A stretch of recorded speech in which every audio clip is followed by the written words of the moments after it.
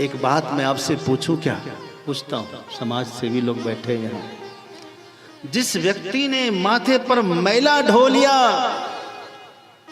लेकिन मुसलमान बनना स्वीकार नहीं किया, इस्लाम स्वीकार नहीं किया, क्या हमें उसको अपनाना नहीं चाहिए? क्या हमें उसको गले नहीं लगाना चाहिए? लगाना चाहिए, लगाना चाहिए, लगाना चाहिए। ये हमारी बहुत कृपणता है जो हम उससे अलग होना चाहते हैं। सबसे बड़ी बात आज बताऊं, आदमी की पहचान आज पैसों से हो रही है। ब्राह्मण भी यदि गरीब है ना तो दूसरा ब्राह्मण उसमें 100 बुराइयां देखता है। नाया है कि नहीं, तिलक किया है कि नहीं, जनेऊ पहना है कि नहीं, संध्या करता है कि नहीं, वहां तो नहीं है, वैसा तो नहीं है, वैसा तिवारी है कि वो है, चतुर्वेदी है कि द्विवेदी है कि पांडे है कि ये है, 10 विश्वा है कि 20 विश्वा। गजब है भाई, क्या तमाशा है। लेकिन वही पैसा वाला आदमी, पढ़ा लिखा आदमी, पैसा वाला आदमी कोई दूसरे वर्ण का भी है, यहां तक कि मुसलमान भी है ना तो भी आदमी उसके साथ बैठ के फोटो खिंचा लेता है। तब शर्म नहीं आई? गौ का मांस खाने वाले के साथ तुम बैठ सकते हो, लेकिन जो मांसाहारी नहीं है उसके साथ तुम बैठने में कैसी लज्जा है? अपने आप को बदलना होगा और सबको अपनाना होगा, नहीं तो ये भारत बहुत जल्दी पतन के रास्ते पर जाएगा, बहुत जल्दी संभाल नहीं पाएंगे। इसलिए यदि संभालना चाहते हैं, यदि अखंड हिंदू राष्ट्र बनाना चाहते हैं, मैं आपसे पूछूं, 100 करोड़ हिंदू है भारत में और 100 करोड़ हिंदुओं के बीच में केवल 20 करोड़ मुसलमान अपना हर त्योहार अच्छी तरह से मना लेता है कि नहीं? शांति से मनाता है। कभी कुछ हुआ उसके ऊपर पथराव? कभी हुआ? नहीं हुआ। लेकिन केवल 20 करोड़ मुसलमानों के बीच में 100 करोड़ हिंदू अपना कोई भी त्योहार शांतिपूर्ण नहीं मना पाता है। क्या आप इस पर विचार नहीं कर सकते? हर रामनवमी पर, दिवाली पर, दशहरा पर कुछ न कुछ, होली पर कुछ न कुछ बवाल होता है। ये क्या है भाई?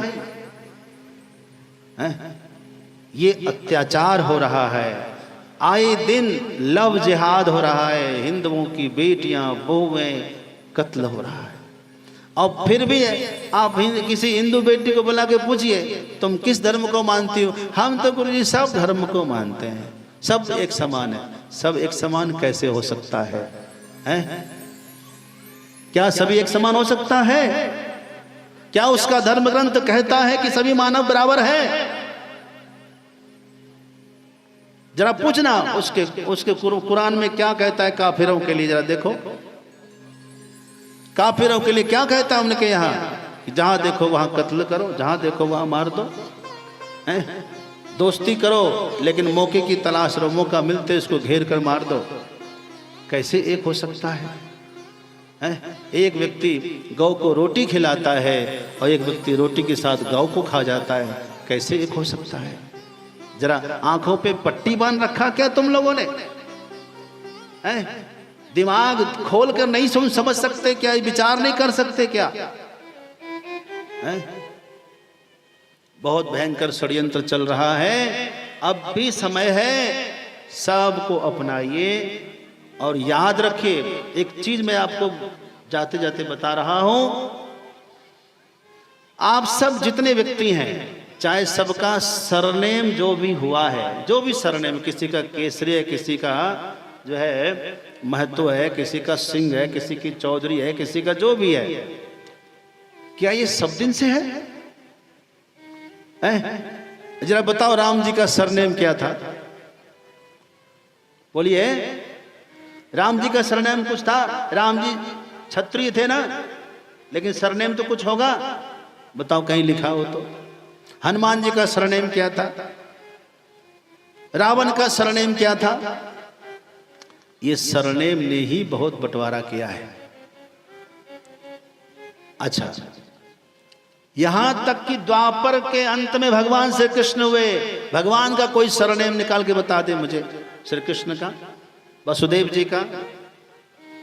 केवल नाम का उल्लेख है, सरनेम का उल्लेख नहीं है, उपनाम का कोई उल्लेख नहीं है। ये सब कलयुग की प्रसादी है। कहां की प्रसादी है? ये सरनेम सारा खेल जो हुआ है ना, ये शुरुआत कलयुग में हुआ है, मुगल काल में हुआ है।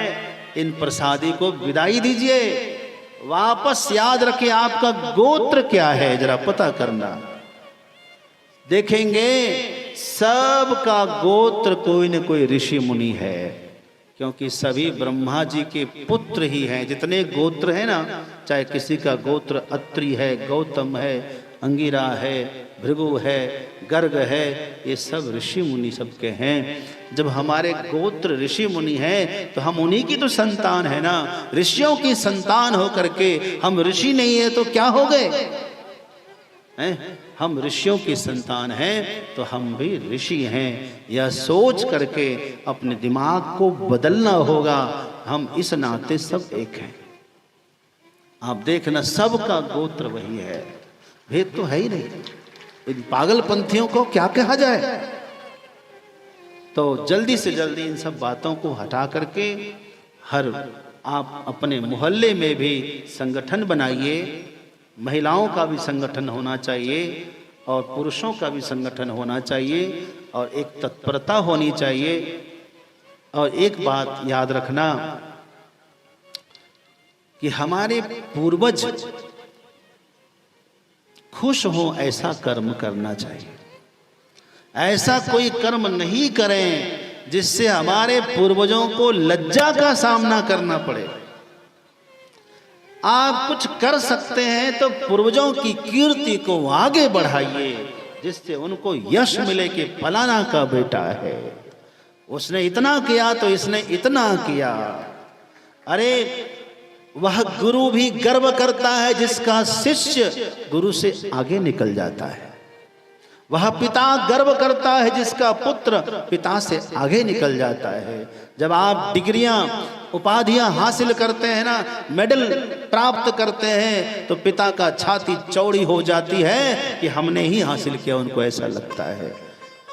एक डीएम कलेक्टर जो होता है, शहर का मालिक होता है, शहर का राजा होता है। एक बार गांव से उसके पिताजी गए मिलने के लिए वाराणसी, और बंगले में शाम के समय बैठे थे तो कुर्सी पर डीएम साहब, और कुर्सी के पीछे खड़ा होकर के डीएम साहब के कंधे पे हाथ रख करके उसके पिता कहते, बेटा एक बात पूछें? हाँ पिताजी पूछिए ना। अच्छा एक बात बताओ, इस शहर का सबसे पावरफुल आदमी कौन है इस समय? इस जिले का सबसे पावरफुल आदमी कौन है? तो उसने कहा कि मैं ही हूं पिताजी, मैं, क्योंकि मैं शहर का जिले का मालिक हूं, कलेक्टर हूं। तो पिता ने कहा कि तुम कुछ नहीं जानते हो। अरे इस शहर का सबसे पावरफुल आदमी मैं हूं, मैं, क्योंकि मैं तुमको भी एक थप्पड़ मार सकता हूं, तुम्हारा बाप हूं मैं। कैसे भूल गया तू? मैं तेरा बाप हूं। हाँ पिताजी, एकदम डर गया, एकदम चरण पकड़ लिया, बिल्कुल मैं भूल गया था। तो पिता को गर्व होता है, आप माने ना माने, पिता को, गुरु को आप पर बहुत गर्व होता है। पिता ने कुछ दान कर दिया, उस दान की संपत्ति को कभी वापस हासिल करने की कोशिश नहीं करनी चाहिए, नहीं तो पिता को लज्जा का सामना करना पड़ता है। पिता ने कुछ दान किया, आप उससे आगे बढ़िए, आप उससे ज्यादा दान करिए, आप इतिहास उठाइए। पिता ने जितना दान किया उसके पुत्र ने उससे बढ़कर दान किया। तुम कमाओ, खूब अपने परिवार को आगे बढ़ाओ, है ना, पिता का नाम रोशन करो। ऐसा नहीं कि पिता ने दान किया उसको वापस तुम कब्जा करो। हम ऐसे लोगों को भी जानते हैं, हमारे यहाँ ऐसा है। अब हम आरा जिला से अभी हम लोग आए कथा करके, बिहार में आरा जिला, वहाँ कुछ लोगों ने दान किया जमीन, और दान करके वो तो गुजर गए, आज करीब 100 वर्ष हो गया। 1907 की बात है, आज 2026 चल रहा है, और उन्हीं के परिवार के लोग आज उस सबको पहले जोत रहे थे, जोतते जोतते उस पर कब्जा कर लिया। अब हमको, अब हमारा कर्तव्य है, क्योंकि किसी ने दान किया है तो उसको पुण्य कैसे मिलेगा? जब उसकी जमीन से, उसकी इनकम से मंदिर की सेवा पूजा हो, संतों की सेवा पूजा हो, तभी उस आत्मा को शांति मिलेगी। अब हमें उन सब से वापस वो सब छुड़वाना पड़ेगा। और फिर जो है, कुछ तो हमारे गुरुदेव ने किया, हमारे गुरुदेव उन सब पर जो है नोटिस भेजे। कोर्ट में मामला गया, जज साहब ने पूछा कि आप सन्यासी होकर के क्यों केस लड़ रहे हैं, क्यों आप कोर्ट में आए, आपको क्या जरूरत है, आप तो भजन करते। तो गुरुजी ने कहा, देखो जज साहब, हमने घर छोड़ा है, परिवार छोड़ा है, लेकिन हमने धर्म नहीं छोड़ा। ये जितने लोग हैं सबने मुझसे दीक्षा लिया है, सब मेरे शिष्य हैं। अब सोचिए, ये सब यदि भगवान की संपत्ति हड़पेंगे, इसको खाएंगे, तो ये सब नरक जाएंगे। अब मुझसे दीक्षा लेकर के यदि ये लोग नरक जाएंगे, तो हमको भी इनकी गवाही देने के लिए नरक में जाना पड़ेगा। इसलिए हम नहीं चाहते कि ये सब नरक जाएं, ये सब स्वर्ग का रास्ता अपनाएं, इसलिए हम कोर्ट में हाजिर हुए। जज साहब बड़े प्रसन्न हुए और फैसला सुना दिया।